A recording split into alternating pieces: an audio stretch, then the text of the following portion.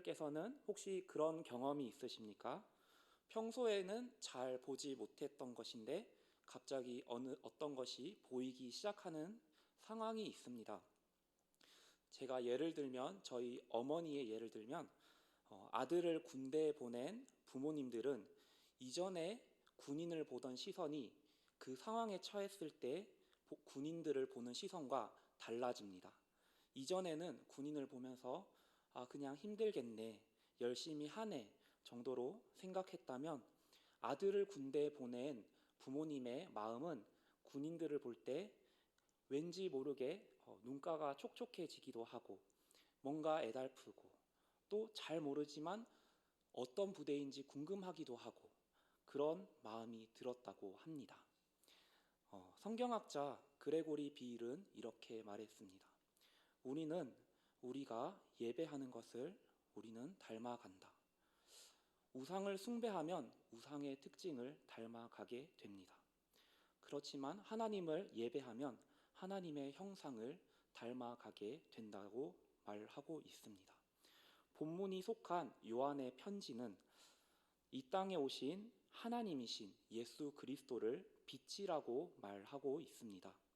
그리고 빛에 거하는 사람은 형제를 사랑하고 어둠 속에 있는 사람은 형제를 미워한다고 말씀하고 있습니다.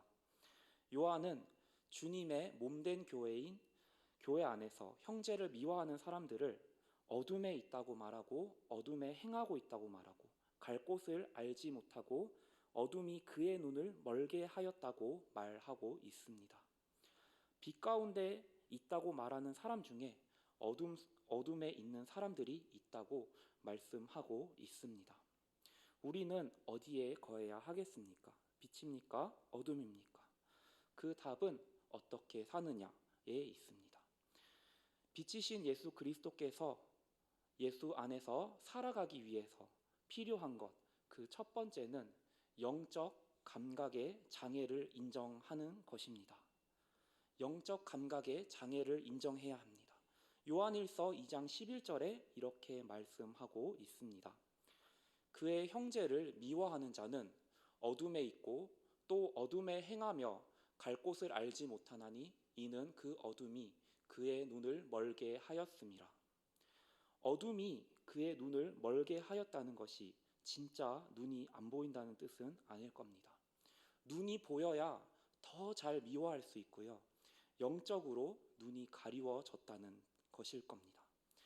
영적 감각에 장애가 일어난 것입니다. 이 영적 장애는 하나님이 아닌 다른 것을 사랑할 때 그때 나오게 됩니다. 성경은 이런 영적 장애를 계속해서 말씀하고 있습니다. 성경은 영적 장애가 특별히 우상 숭배에서 나온다고 말씀합니다. 시편 115편 6절에서 8절 말씀을 제가 한 절, 여러분들이 한 절 읽어보겠습니다.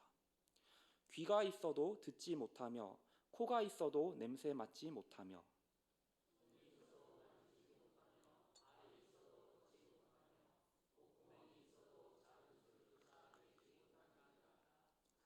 우상들을 만드는 자들과 그것을 의지하는 자들이 다 그와 같으리로다.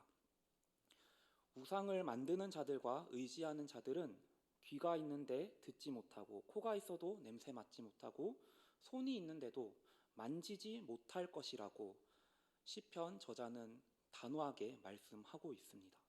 이것이 바로 영적 감각의 장애인 것입니다. 이사야 44장 9절에서 20절의 말씀은 이런 우상을 만드는 자들 그리고 우상을 의지하는 자들을 조롱하며 이야기하고 있습니다. 나무를 태워서 따뜻하게도 하고 나무를 태워서 음식을 만들기도 하는데 그 나무로 신상을 깎아서 경배하기도 한다, 섬기기도 한다 라고 말씀하고 있습니다. 이사야 44장 16절에서 17절을 제가 한번 읽어보겠습니다. 그 중에 절반은 불에 사르고 그 절반으로는 고기를 구워 먹고 배불리며 또 몸을 덥게 하여 이르기를 아하 따뜻하다 내가 불을 보았구나 하면서 그 나머지로 신상 곧 자기의 우상을 만들고 그 앞에 엎드려 경배하며 그것에게 기도하여 이르기를 너는 나의 신이니 나를 구원하라 하는도다. 그들이 알지도 못하고 깨닫지도 못함은 그들의 눈이 가려서 보지 못하며 그들의 마음이 어두워져 깨닫지 못함이니라.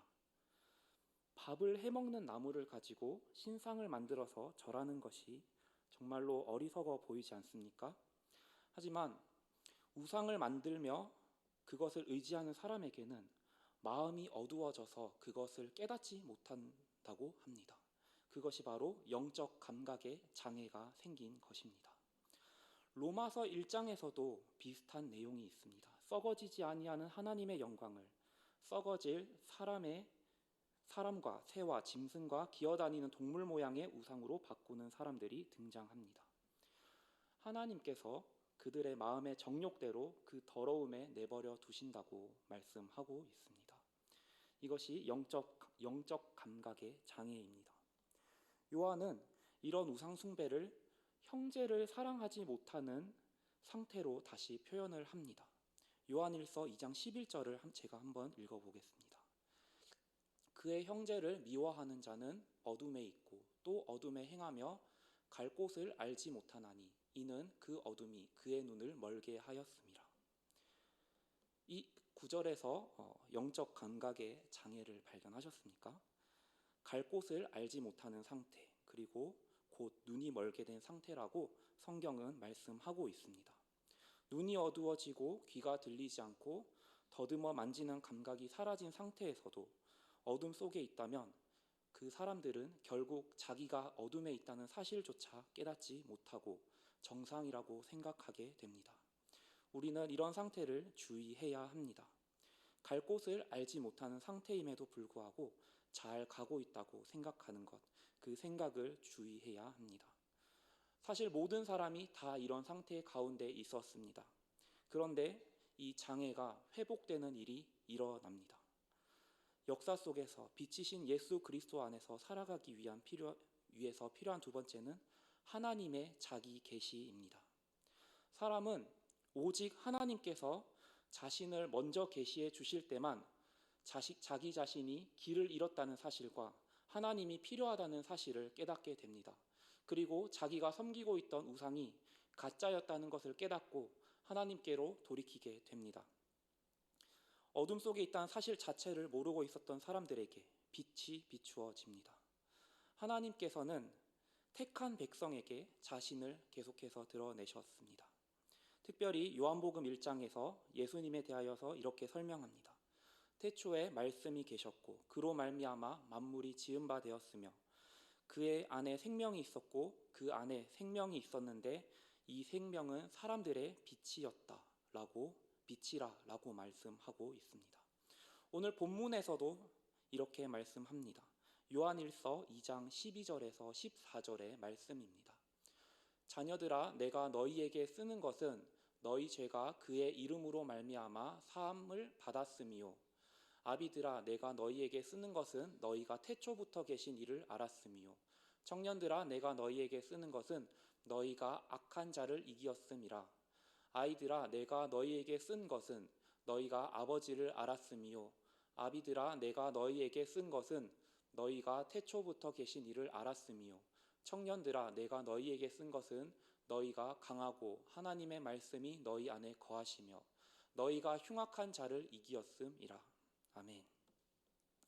이 말씀에서 어둠은 악한 자로 의인화됩니다. 빛이 없을 때에는 승리할 수 없었습니다. 하지만 하나님의 말씀이 14절의 마지막에 하나님의 말씀이 너희 안에 거하시며 너희가 흉악한 자를 이겼음이라 이렇게 말씀하고 있습니다. 하나님의 말씀이 우리 안에 거하시자 우리 그리스도인들이 어둠을 이기게 되는 것입니다. 요한일서 마지막에 이렇게 나오고 말씀하고 있습니다. 우상에게서 멀리하라. 그리고 그런 결론을 짓습니다. 요한일서 5장 20절에서 21절 말씀을 함께 읽어보겠습니다. 또 아는 것은 하나님의 아들이 이르러 우리에게 지각을 주사 우리로 참된 자를 알게 하신 것과 또한 우리가 참된 자 곧 그의 아들 예수 그리스도 안에 있는 것이니 그는 참 하나님이시요 영생이시라. 자녀들아 너희 자신을 지켜 우상에게서 멀리하라. 아멘. 20절에 하나님의 아들이 우리에게 지각을 주셨다고 말씀하고 있습니다. 그리고 요한은 지속적으로 이 빛이 바로 하나님의 아들이시고 예수 그리스도라는 것을 말씀하고 있습니다. 우리는 빛을 통해서 알게 됩니다. 깨닫게 됩니다.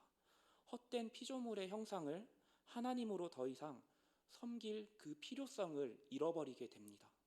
참된 빛이 있다면 참된 자를 알게 하시기 때문에 거짓된 것을 섬길 필요조차 없어지게 되는 것입니다. 요한일서 1장 1절에 이 편지를 시작하면서 이렇게 써내려 갑니다. 요한일서 1장 1절 제가 읽겠습니다. 태초부터 있는 생명의 말씀에 관하여는 우리가 들은 바요 눈으로 본 바요 자세히 보고 우리의 손으로 만진 바라. 이 말씀을 읽으면서 아까 읽었던 어떤 말씀이 떠오르지 않습니까? 바로 시편 115편 6절에서 8절의 말씀을 다시 한번 읽어보겠습니다. 귀가 있어도 듣지 못하며 코가 있어도 냄새 맡지 못하며 손이 있어도 만지지 못하며 발이 있어도 걷지 못하며 목구멍이 있어도 작은 소리조차 내지 못하느니라. 우상들을 만드는 자들과 그것을 의지하는 자들이 다 그와 같으리로다. 하나님을 찾을 수 없는 인간은 우상을 만들고 그 우상과 같은 속성을 가지게 됩니다. 하지만 요한일서 1장 1절에 나타난 하나님의 계시는 태초부터 있는 생명의 말씀에 관하여 우리가 들은 바, 눈으로 본 바, 그리고 손으로 만진 바 되었다고 말씀하고 있습니다. 우리가 참된 자를 알면, 우리가 참으로 예배해야 할 자를 알면, 그 존재를 알면 우리에게 거짓된 우상은 더 이상 필요하지 않게 된다는 것입니다. 우리는 이 세상에 진짜로 성육신하신 예수님을 믿을 때 우리가 영적 감각 장애에서 회복되게 됩니다. 우리 모두는 회복된 사람들입니다. 우리 속에 성령께서 사도들이 마치 예수님을 만지고 보고 예수님의 말씀을 들은 것처럼 우리를 확실하게 예수님을 믿게 하셨습니다. 빛에 있으면 우리는 보지 못했던 것을 보게 됩니다. 마치 자식을 군대에 보낸 부모님처럼 군인을 다르게 보는 것처럼 빛에 거할 때 보이는 것이 있습니다. 그 가장 먼저 보이는 것은 어둠입니다. 내가 어둠 속에 있었구나. 그것을 깨닫게 됩니다. 왜요? 보게 되었으니까. 내가 살 방법은 예수님밖에 없구나. 예수님을 찾게 됩니다. 빛을 보니 어둠 속에 더 이상 거하고 싶어지지 않습니다. 저 빛을 향하여 나아가고 싶어집니다. 어둠에서 떠나기 위해 더 하나님께 구하게 되고 하나님을 예배하게 됩니다. 우리가 예배에 드려야 할 유일한 대상은 예수 그리스도 삼위의 하나님이신 줄 확신하시기를 권면드립니다. 정말로 우리의 온 마음과 정성과 힘과 뜻을 다해 예배할 때 하나님의 형상이 회복되어질 것을 믿습니다. 닮아갈 것입니다. 세 번째로 그리스도인들이 빛 대신 예수님 안에서 살아가기 위해 필요한 것은 더 이상 우상을 사랑하지 않는 것입니다. 빛에 거하는 교회에 요한이 보낸 편지의 최후의 마지막에 적은 문장이 바로 이것입니다. 요한일서 5장 21절을 함께 읽어보겠습니다. 자녀들아 너희 자신을 지켜 우상에게서 멀리하라. 아멘. 요한은 왜 이렇게 권면했을까요? 분명히 자기가 쓴 편지에서도 빛 대신 예수님께서 지각을 주시고 알게 하시고 보이지 않던 것을 보게 해 주었다고 말씀하였지만 마지막에 가서 너희 자신을 지켜 우상에게서 멀리하라 권면합니다. 오늘 본문의 말씀에서도 이 세상이나 세상에 있는 것을 사랑하지 말라라고 권면하고 있습니다. 요한일서 2장 15절에서 17절을 함께 읽어보겠습니다. 이 세상이나 세상에 있는 것들을 사랑하지 말라. 누구든지 세상을 사랑하면 아버지의 사랑이 그 안에 있지 아니하니. 이는 세상에 있는 모든 것이 육신의 정욕과 안목의 정욕과 이생의 자랑이니 다 아버지께로부터 온 것이 아니요 세상으로부터 온 것이라. 이 세상도 그 정욕도 지나가되 오직 하나님의 뜻을 행하는 자는 영원히 거하느니라. 아멘. 태초부터 계신 이를 알았다고 합니다. 예수님의 이름으로 죄가 사해졌다고 합니다. 그리고 악한 자를 이겼다고 말씀했습니다. 근데 그 다음 내용이 우리가 방금 읽은 요한일서 2장 15절에서 17절의 내용입니다. 이 세상을 사랑하지 말라고 말하고 있습니다. 이런 패턴들은 사실 다른 성경에서도 찾아볼 수 있습니다. 시편 119편 130절에서 134절 말씀을 제가 한번 읽어보겠습니다. 주의 말씀을 열면 빛이 비치어 우둔한 사람을 깨닫게 하나이다. 내가 주의 계명을 사모함으로 내가 입을 열고 헐떡였나이다. 주의 이름을 사랑하는 자들에게 베푸시던 대로 내게 돌이키사 내게 은혜를 베푸소서. 나의 발걸음을 주의 말씀에 굳게 세우시고 어떤 죄악도 나를 주관하지 못하게 하소서. 사람의 박해에서 나를 구원하소서. 그리하시면 내가 주의 법도들을 지키리이다. 아멘. 말씀이 우둔한 사람을 깨닫게 만들었습니다. 그 후에 시편의 저자가 구하는 것은 어떤 죄악도 나를 주관하지 않게 해달라고 구하였습니다. 한편 로마서 6장 12절에서 14절의 말씀도 이렇게 말씀하고 있습니다. 제가 읽어드리겠습니다. 그러므로 너희는 죄가 너희 죽을 몸을 지배하지 못하게 하여 몸의 사욕에 순종하지 말고 또한 너희 지체를 불의의 무기로 죄에게 내어주지 말고 오직 너희 자신을 죽은 자 가운데서 다시 살아난 자 같이 하나님께 드리며 너희 지체를 의의 무기로 하나님께 드리라. 죄가 너희를 주장하지 못하리니 이는 너희가 법 아래 있지 아니하고 은혜 아래 있음이라. 아멘. 로마서 6장 전반부에서는 그리스도의 죽으심과 부활에 연합하는 성도의 그 교리적인 내용이 등장합니다. 구원의 내용입니다. 그런데 바울이 그 후에 권고하는 것은 죄가 죽을 몸을 지배하지 못하게 하라고 말씀하고 있습니다. 너희의 지체를 불의한 데 사용하지 말고 의의 길에 사용하라고 권면하고 있습니다. 이 세상의 우상은 계속해서 그리스도인들을 유혹하고 있습니다. 요한 1서의 문맥에서 본다면 이 우상은 형제를 미워하는 것이라고 정의할 수 있겠습니다. 콕 집어서 말씀드릴 수 있겠습니다. 요한 1서 2장 16절은 이 우상 숭배를 세상에 있는 모든 것으로 또 확장시킵니다. 이는 세상에 있는 모든 것이 육체의 정욕과 안목의 정욕과 이생의 자랑이니 다 아버지께로부터 온 것이 아니요 세상으로부터 온 것이라. 아까 전에 이사야 44장의 이야기를 우상 숭배의 어리석음에 대한 이야기를 드렸습니다.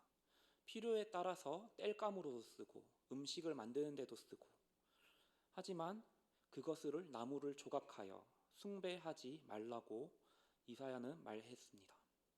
이 의미를 확장해 보면 방금 읽은 말씀, 세상의 모든 것이 육신의 정욕과 안목의 정욕과 이생의 자랑이니 다 아버지께로부터 온 것이 아니요 세상으로부터 온 것이라. 피조 세계에 있는 모든 것들은 도구로 사용해야 하는 것이며 숭배의 대상이 아니라는 것을 말씀하고 있습니다. 요한일서 2장 17절에는요. 이 세상도 그 정욕도 지나가되 오직 하나님의 뜻을 행하는 자는 영원히 거하느니라. 아멘. 오직 하나님의 뜻을 행하는 자는 영원히 거한다고 말씀하고 있습니다. 이 세상에 집중하는 사람, 곧 정욕에 휘둘리는 사람, 지나가는 것에 어차피 지나갈 것에 뜻을 둔 사람은 영원히 거하지 못한다는 뜻입니다. 우리의 유일한 예배의 대상은 삼위 하나님입니다. 오늘 말씀을 정리하도록 하겠습니다. 빛에 있다고 말하는 사람이 우상이 그리워 뒤를 돌아볼 때 생기는 일은 영적 감각이 다시 사라지는 하나님께 버림받게 되는 일이 생깁니다. 롯의 아내는 분명히 하나님의 구원을 롯을 통하여서 받았습니다. 하지만 롯의 아내가 소돔이 멸망할 때 뒤를 돌아보았을 때 소금 기둥이 되었다고 말씀하고 있습니다.